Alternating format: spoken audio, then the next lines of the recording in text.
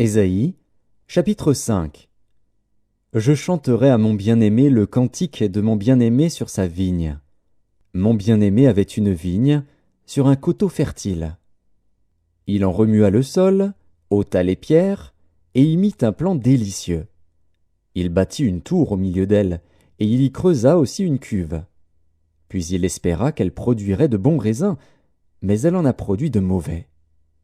Maintenant donc, habitants de Jérusalem et hommes de Juda, soyez juges entre moi et ma vigne. Qu'y avait-il encore à faire à ma vigne, que je n'ai pas fait pour elle? Pourquoi, quand j'ai espéré qu'elle produirait de bons raisins, en a-t-elle produit de mauvais? Je vous dirai maintenant ce que je vais faire à ma vigne. J'en arracherai la haie, pour qu'elle soit broutée. J'en abattrai la clôture, pour qu'elle soit foulée aux pieds. Je la réduirai en ruine. Elle ne sera plus taillée ni cultivée. Les ronces et les épis n'y croîtront. Et je donnerai mes ordres aux nuées, afin qu'elles ne laissent plus tomber la pluie sur elle. La vigne de l'Éternel des armées, c'est la maison d'Israël, et les hommes de Juda, c'est le plan qu'il chérissait. Il avait espéré de la droiture, et voici du sang versé. De la justice, et voici des cris de détresse.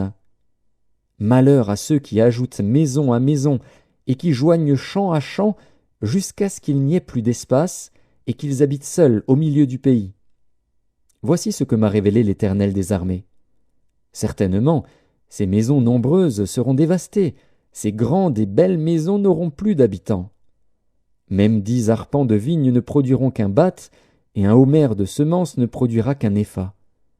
Malheur à ceux qui de bon matin courent après les boissons enivrantes, et qui bien avant dans la nuit sont échauffés par le vin. La harpe et le luth, le tambourin, la flûte et le vin animent leur festin. Mais ils ne prennent point garde à l'œuvre de l'Éternel, et ils ne voient point le travail de ses mains.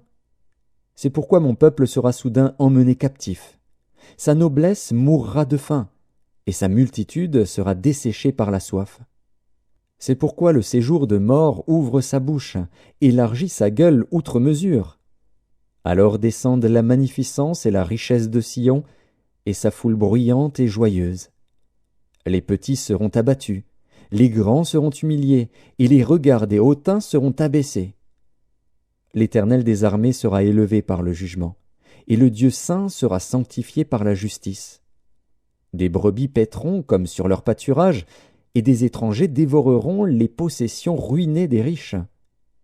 Malheur à ceux qui tirent l'iniquité avec les cordes du vice, et le péché comme avec les traits d'un char, et qui disent « Qu'il hâte, qu'il accélère son œuvre, afin que nous la voyions.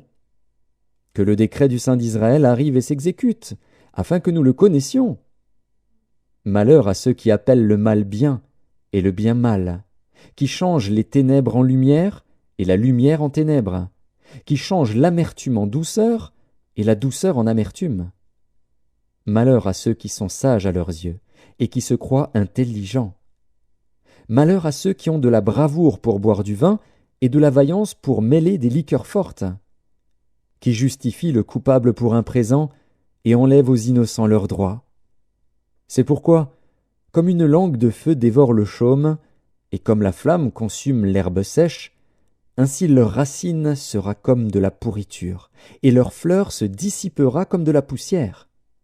Car ils ont dédaigné la loi de l'Éternel des armées, et ils ont méprisé la parole du Saint d'Israël. C'est pourquoi la colère de l'Éternel s'enflamme contre son peuple. Il étend sa main sur lui, et il le frappe.